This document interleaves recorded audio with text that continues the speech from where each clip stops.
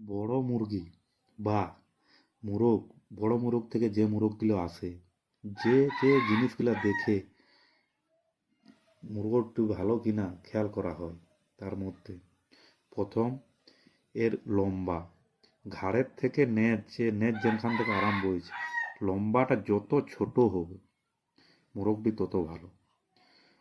আর ফুল, ফুল এটা অনেক বড় ফুল দেখাচ্ছে, ফুলটা আরো ছোট হবে। আর এই এখানে যে দাঁড়িটা দেখাচ্ছে ওর, দাঁড়িটা যদি না থাকে তাহলে খুব ভালো, প্লেন থাকলে। আর গায়ে তো অনেক পালক বোঝাচ্ছে। নেজ, নেজে মিনিমাম 3 থেকে 4টা পালক যেমন লম্বা হয় তাহলে ভালো হয়। পালক তো মোরগটির অনেক গায়ে। ডেনার মধ্যে কোনো রকম লাল সাদা পালক, কালো পালক নেই, নর্মাল আছে মুরগটি। কালো পালক হলে মুরগটি স্পিডটা অতিরিক্ত হয়, প্রচুর স্পিড হয়।